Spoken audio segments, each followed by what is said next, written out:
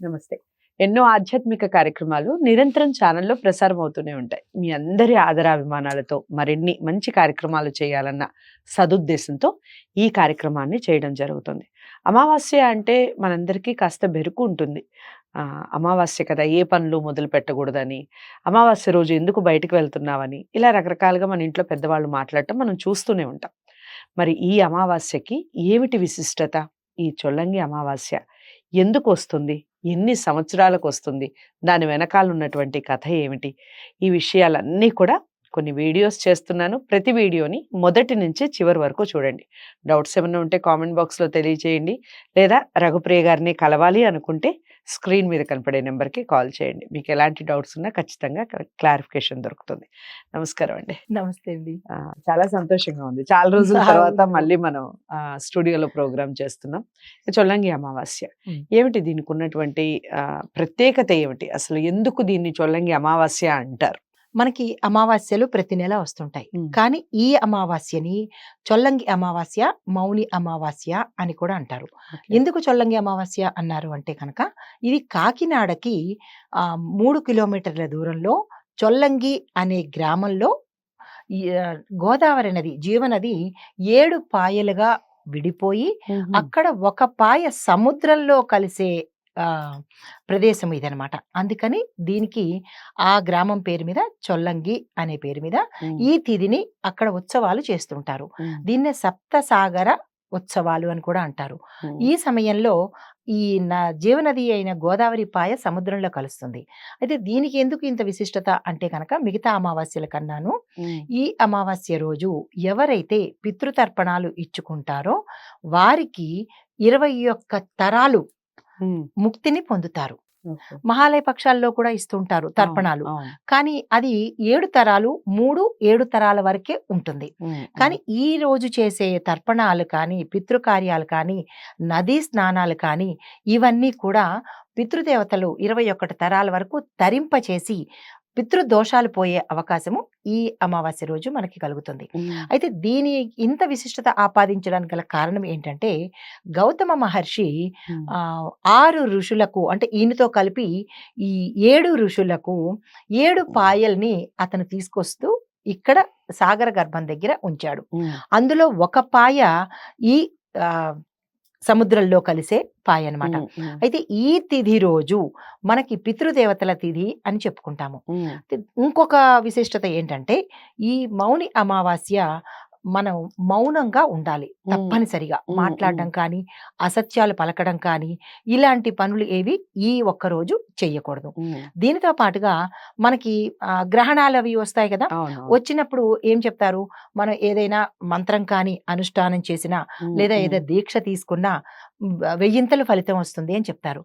అలాగే ఈ రోజు కూడా ఏదైనా దీక్ష తీసుకునేవారు లేదా ఉపాసన తీసుకునేవారు ఈ రోజు తీసుకున్నట్టయితే కనుక 1000 ఫలితం వస్తుంది అని ఈ రోజు యొక్క విశిష్టత.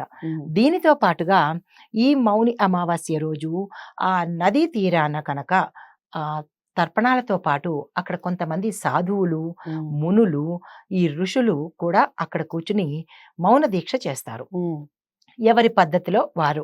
దీనితో పాటుగా కొంతమంది కొత్తగా సాధన చేసుకోవాలి అని అనుకున్న వాళ్ళు ఆ సమయంలో అక్కడికి వెళ్ళి కనుక సాధన చేస్తే విశేషమైన ఫలితాన్ని ఇస్తుంది. అయితే ఈ చొల్లంగి అమావాస్యలో మరొక విశిష్టత ఏంటంటే కొంతమందికి ఏదైనా గర్భస్థ దోషాలు కానీ పిల్లలు పుట్టకపోవడం కానీ లేదా అంటే పితృశాపాలతో కొంతమంది బాధలు పడేవాళ్ళు కానీ అంటే వాళ్ళ జాతకంలో తెలియకపోవచ్చు. కానీ కొంతమందికి ఇలాగా పితృదోషాలు కనుక ఉన్నట్టయితే కనుక ఆ రోజు తప్పనిసరిగా అక్కడికి వెళ్ళి కనుక వీళ్ళు తర్పణాలు ఇవ్వడం కానీ లేదా అక్కడ సంబంధించిన ఏదైనా కార్యక్రమాలు చేస్తే వీరికి ఆ పితృదోషాలు పోయే అవకాశం ఉంటుంది. ఇంకొక విశేషత ఏంటంటే అక్కడ ఆంజనేయ స్వామి వెలిసిన ఆలయం ఉంది. అక్కడ ఆంజనేయ స్వామి ప్రత్యేకంగా పిల్లల కోసము అంటే పిల్లలు పుట్టకుండా 10 సంవత్సరాలు 15 సంవత్సరాలు ఇలాగా దోషాలు ఉన్న వాళ్ళు కనుక అక్కడికి వెళ్ళి పూజ చేసుకుని దీక్ష చేసుకున్నట్టయితే కనుక వెంటనే పిల్లలు పుట్టే అవకాశము ఆ ఘన చరిత్ర ఇప్పటి వరకు పిల్లలు కలగలేదు అన్న వాళ్ళు ఎవరు ఇప్పటి వరకు లేరు. అంత అంత మహిమ కల. అంత మహిమ గల ఆంజనేయ స్వామి అక్కడ ఉన్నారన్నమాట. ఉమ్, అయితే ఉమ్, దీంతో పాటుగా ఇందాక అనుకున్నట్టుగా ఆ గౌతమ మహర్షి గోదావరిని తీసుకొస్తున్నప్పుడు ఈయన ఒక పాయ తీసుకున్నాడు. ఆ పాయని గౌతమి అని అన్నారు. అని పేరు పెట్టుకున్నారు ఈ ఉమ్, ఋషి పేరు మీద. మిగతా ఋషులు ఎవరంటే తుల్యుడు, భారద్వాజుడు, ఉమ్, వశిష్ఠుడు, ఆత్రేయుడు, ఉమ్, తర్వాత గౌతముడు, ఉమ్, దాని తర్వాత 1 మినిట్ కౌశికుడు, ఉమ్, ఇలాగా 6 6గురు ఋషులు 6 పాయల్ని విభజించుకుని వారి వారి పేర్ల మీద 7 చోట్ల ఈ గోదావరి నది కలిసేటట్టుగా ఏర్పాటు చేయడం జరిగిందనమాట. ఉమ్, ఇది మౌని అమావాస్య, చొల్లంగి అమావాస్య యొక్క విశేషమైన విశిష్టత. ఓకే. ఈ తిథి రోజు మనం ఏ కార్యక్రమం తలపెట్టినా, అంటే ఉమ్, మిగతా అమావాస్యలందరికీ మీరన్నట్టు భయం ఉండొచ్చు, భయం ఉంటుంది. ఏ అవును. పని చెయ్యకూడదు అని. ఉమ్, ఉమ్, కానీ ఈ రోజు మాత్రం తప్పనిసరిగా ఈ పని చేసుకోవాలి. ఉమ్, అయితే చెయ్యకూడని పనులు ఏవైనా ఉన్నాయి ఉంటాయి. అంటే అయితే నేను అదే అడుగుదాం అనుకుంటున్నా. ఆ, అమావాస్య అనగానే మనం అనుకున్నట్టుగా ఉమ్, కొన్ని పనులు చేయకూడదు అని, ఆ, అసలు బయటికే వెళ్ళకూడదు అని, ఉమ్, లేదా అమావాస్య నాడు బయటికి వెళ్ళొస్తే ఖచ్చితంగా స్నానం చేయాలని, తలారా స్నానం ఉమ్, చేయాలని, ఉమ్, ఇలా రకరకాలుగా మాట్లాడుతూ ఉంటారు. ఆ. మరి ఈ అమావాస్య నాడు కూడా ఇవే పాటించాలా, లేకపోతే దీనికి ఏదైనా ప్రత్యేకత ఉందా? చిన్న చిన్న ఇవే కలిసినా కానీ ఉమ్, ఉమ్, ఇందులో చేయవలసిన పనులు ఏంటంటే ఈ రోజు చెప్పండి. తెల్లవారుజామునే బ్రహ్మ ముహూర్తానికి సమయానికి ముందే తలస్నానం చేయాలి. ఉమ్, జనరల్ గా మనం అమావాస్య రోజు తలస్నానం చెయ్యము. చెయ్యము. అవును. కానీ ఈ రోజు తప్పనిసరిగా తలస్నానం చేయాలి. పితృదేవతల్ని తలుచుకోవాలి. ఉమ్, పసిపిల్లల్ని బయటకి పంపించకూడదు. ఉమ్, గర్భిణీ స్త్రీలు బయట తిరగకూడదు. ఉమ్, క్షవరం అంటే జెంట్స్ షేవింగ్ లాంటివి అలాంటివి చేసుకోకూడదు. చేసుకోకూడదు. ఉమ్, దీనితో పాటుగా ఏం చెయ్యకూడదు అంటే గనక గర్భిణీ స్త్రీలకి ప్రత్యేకంగా ఆహారం అనేది ఈ రోజు పెట్టకూడదు. మరి ఎలా వాళ్ళు? తరిగిన ఆహారము తరిగిన ఆహారం. తరిగిన ఆహారం ఈ రోజు అస్సలు పెట్టకూడదు. మరి వాళ్ళు ఏం ఆహారం తీసుకోవాలి? పలహారాలు తీసుకోవచ్చు. ఓకే. పలహారాలు తీసుకోవచ్చు. పళ్ళు, పాలు ఈ ఉమ్, ఒక్క రోజే ఉమ్, కదా! అవును. పళ్ళు, పాలు తీసుకోవచ్చు. తరిగిన పదార్థాలు మాత్రం ఈ రోజు గర్భిణీ స్త్రీలకు అస్సలు ఇవ్వకూడదనమాట. ఓకే.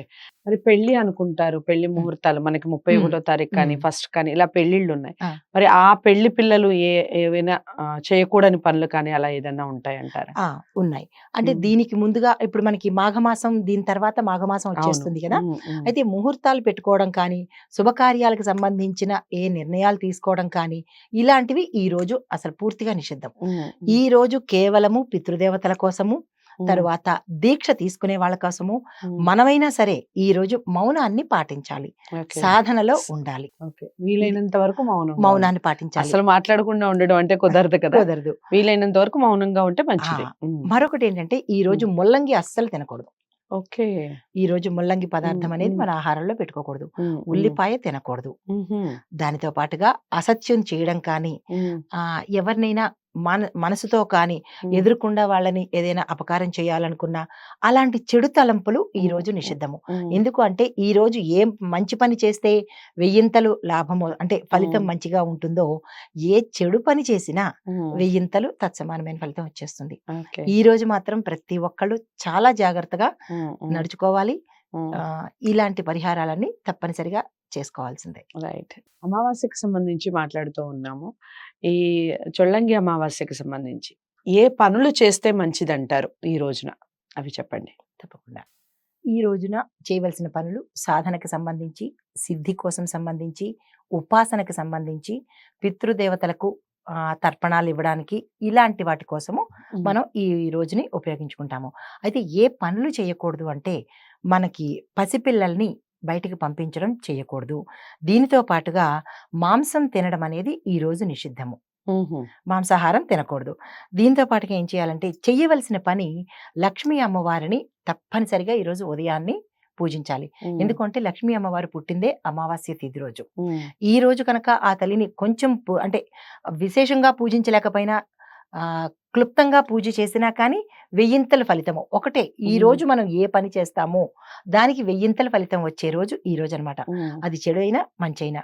దీనితో పాటుగా కూడా పితృదేవతలను స్మరించుకొని వారికి ఏదైనా బ్రాహ్మడికి దానం ఇవ్వడం కానీ, హ్మ్. లేదంటే స్వయం పాకం ఇవ్వడం కానీ, హ్మ్. ఇలాంటి పనులు చేసుకున్నా అది డైరెక్ట్ గా దేవతలకు చెందుతుంది.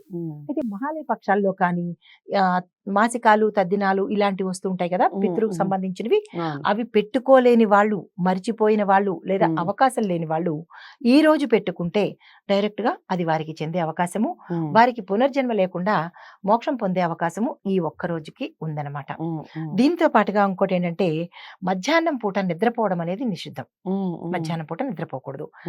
దీనితో పాటుగా రాత్రి భోజనం కూడా నిషిద్ధము. పెరుగుతో కూడిన భోజనము తినకూడదు, అది విషంగా మారుతుందన్నమాట. గర్భిణీ స్త్రీలకు ఆహారమే పెట్టకూడదు, పళ్ళు పలారాలు పెట్టుకోవాలి. దీనితో పాటుగా ఇంకొకటి ఏంటంటే ఈ అమావాస్య రోజు మన పితృదేవతలు ఈ నది సాగరము రెండూ కలిసిన ప్రదేశంలో వచ్చి వారు స్నానం చేసి వెడతారు అని మన ఋషులు చెప్పారు, మన పూర్వీకులు కూడా చెప్పారు. అది వాస్తవం అన్నమాట. అందుకే వాళ్ళు వెళ్ళిపోయిన బ్రహ్మ ముహూర్తం సమయంలో మనం కూడా చేసి తర్పణాలు ఇస్తే డైరెక్ట్ గా వారికి చెందుతుంది అనేది ఒక శాస్త్రవచనం అన్నమాట. ఓకే. సో ఇది ఏం చెయ్యాలి మనం అమావాస్య నాడు, అసలు ఏది చేయకూడదు అని చాలా మంది మాట్లాడుతుంటారు, కానీ ఇవి చెయ్యొచ్చు అనేది ఈరోజు రఘుప్రియ గారు చెప్పారు. వాటిని ఒకసారి ఫాలో అయ్యే ప్రయత్నం చేయండి. ఇలాంటి వీడియోస్ అందరికీ షేర్ చేయండి. దానివల్ల చాలా విషయాలు, తెలియని విషయాలు చాలా తెలుస్తాయి, అందరూ ఫాలో అయ్యే అవకాశం ఉంటుంది. మనం చేయాల్సింది ఒక షేరే కదా, అందుకని ఇలాంటి వీడియోస్ని లైక్ చేసి అందరికీ షేర్ చేయండి, ఛానల్ని సబ్స్క్రైబ్ చేసుకోండి. మరో మంచి టాపిక్తో మళ్ళీ కలుద్దాం. హిట్ టీవీ యాప్, ఇందులో short news, live news, entertainment shows, movies, digital magazines తో పాటు మీ జిల్లా వార్తలను కూడా ఫ్రీగా చూడొచ్చు. అంతేకాదు కేజీ నుంచి పీజీ వరకు విద్యార్థులకు స్కాలర్షిప్ కూడా అందిస్తున్నాం. ప్రతి వారం 10 మందికి లక్కీ డ్రా ద్వారా ఒక్కొక్కరికి 10,000 రూపాయలు అందిస్తున్నాం. ఇంకెందుకు ఆలస్యం, వెంటనే హిట్ టీవీ యాప్ ని డౌన్లోడ్ చేసుకుని ఫ్రీగా ఎంటర్టైన్మెంట్ పొందండి. Hit TV app. Hit TV app. Please download hit TV app. Hit TV app ని ఫ్రీగా డౌన్లోడ్ చేసుకొని ఎంజాయ్ చేయండి. మీకు నచ్చిన ఎంటర్టైన్మెంట్ కోసం హిట్ టీవీ యాప్ ని ఫ్రీగా డౌన్లోడ్ చేసుకొని ఎంజాయ్ చేయండి. హిట్ టీవీ యాప్ ని డౌన్లోడ్ చేసుకుని ఆస్వాదించండి, ఆశీర్వదించండి. ఇంతమంది సెలబ్రిటీలు హిట్ టీవీ యాప్ ని డౌన్లోడ్ చేసుకోండి అని చెప్తున్నారంటే ఎంత మంచి యాప్ ఆలోచించండి. అమెరికా అమెరికా అమెరికా అమెరికాలో చదవాలనుకునే వాళ్ళకి విశ్వసనీయమైన పేరు మన శౌర్య కన్సల్టెన్సీ. UK లో 1 year masters. UK లో 1 year masters. 2 years work permit up to 5 years visa. Contact Saurya Consultancy. Contact 89851 89851.